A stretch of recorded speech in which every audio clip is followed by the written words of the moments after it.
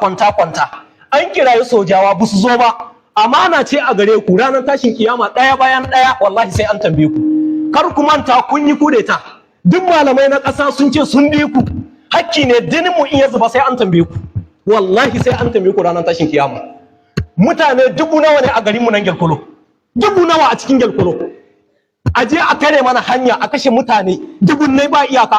A je a yi kwanta har barayi su ɗauki mota su bi. Mu kirayi sojawa ba wanda ya zo ba wanda zai mana kadu. Mu jini hakki ne akan ku.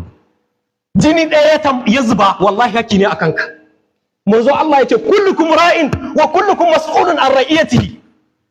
Lokacin da kuka yi mu muka muku addu'a Allah ya kawo zaman lahiya muka cewa talakoki ku bi hankali ku yi taitayin ku. Duk abin da aka yi juyin mulki annabi mu ya karantar da mu babu zanga-zanga.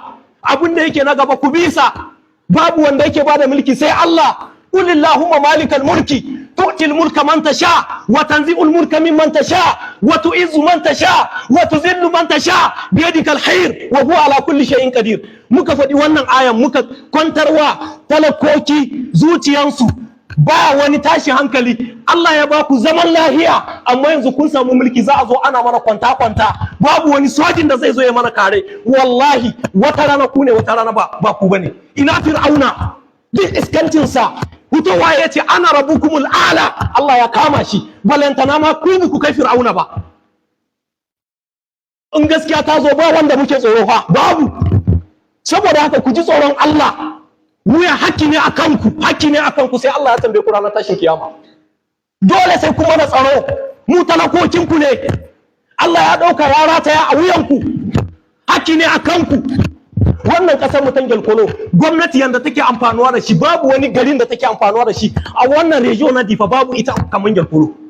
Babu da ruwa da za mu sha mu wadatu babu shi. Famfo muke da suna wuta da za mu zo mu sha babu shi amma kauyuka duka akwai famfuna. Ba mu da tsaro ya kamata a ce muna da sojawa wanda dindindin suna tsaron mu anan ya kamata a ce akwai shi. Amma ana zuwa kowane samdi ana mana tax. Ko babu tax? A kasuwan shanu akwai tax, a kasuwan awaki akwai tax, a cikin kasuwa akwai tax. Nous sommes ce n'est pas animaux hein.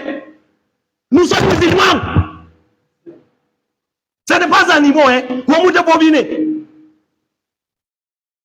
Haki ne akan ku wallahi haki ne akan ku. Sai mas'ulun an zalik.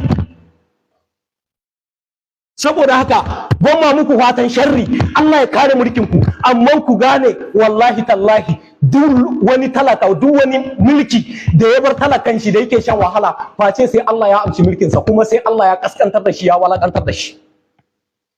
In kana son mulkin ka ya ci gaba ka bi talakanka ka musu abun da suke so. Talakan yanzu tsaro suke nema ba mu ce ku ba mu tuwo mu ci ba za mu noma mu yi noma da hannunmu mu ci mu sha da ƙarfin mu amma muna so tsaron nan dan Allah ku kawo mana kuma na tsaro. Allahumma izzal islam wal muslimin wa zilla shirka wal mushrikin qumu ila salah. Wagga maganar da nake yi ina son duk wanda ya saurare ta in audio ne in video ne ya aika cikin duniya duka gaba ɗaya mutanen Niger su saurara ƴan ƙasar Niger su saurara su san bisa kan matsayi muke bisa kan wani irin mulki muke ya ne ake rike da ƙasar Niger kuma wa ake neman a gyara ma suna mu kuma mutanen Niger a bata mana suna. Zancen bata suna a yau ne ko in ce a jiya ne a ƙasar Roma ya yi shi saboda an yi wani babban taro na kasashen duniya. Bazoum ya yi magana bisa kan wannan abin da ya gai gaban mutane shugabanni na duniya, abin da ya gai gabanin masu ilimi, abin da ya gai gaban manya-manyan kasashe shine ya ce mu mutanen Niger ba ma da tarbiya. Bayan ba ma da tarbiya ba mu yi karatu mai zurhi ba, bayan ba mu da karatu mai zurhi ba, kai ya nuna cewa kanmu ma bai waye ba duka gaba ɗaya wai an mu ce za mu tahiya me ake cewa a ƙasar Turai. Ya ce shi ne yasa mutanen Niger ba su zuwa Turai, ba su waye ba, ba su karantu ba, shi ne yasa su tsallaka teku su tai Turai ba su yin shi. Sai dai wasu mutane na makwabtanmu su ne ke biyawa cikin Niger su tai. Wannan magana ta yi babban muni shugaban ƙasa Muhammadu Bazoum. Ka nuna cewa mutanen da kake jagoranci jahilai ne, ba su yi karatu ba, ba su yi boko ba, ba su da ilimi, kansu yana cikin buhu, dan shi ne ba su tahiya a Europe. To wanda ke tahiya a Europe da sunan waɗancan ƙasashen, a can ma ba mutane ne masu ilimi ba, a can ma ba mutane bane wanda suka yi wani karatu mai zurfi, mutane ne wanda ba su da aikin komai na yi, shi yasa suke taka jirgi suna ɗaukar risk don su tafi Europe. To mu ma nan ga a cikin ƙasar mu ta Niger, alhamdulillah muna da tarbiya, kuma tarbiyan nan da muke da ƙasar mu ta Niger, ku mutanen jam'iyyoyi masu cin mulki MPNDS, musamman ma kai Bazoum Mohammed, wannan tarbiyyar da su mutanen Niger suke da na jimiri, na hankuri, na jurewa, na yahewa, na kin son tashin hankali, tarzoma da zanga-zanga, ita ce ta baka daman tun da aka yi zaɓe ma baka ma ci ma zaɓen ba, mun gani baka ci zaɓen ba, an amshe ne da ƙarfi, an sa ƙara ba a samu nasara ba.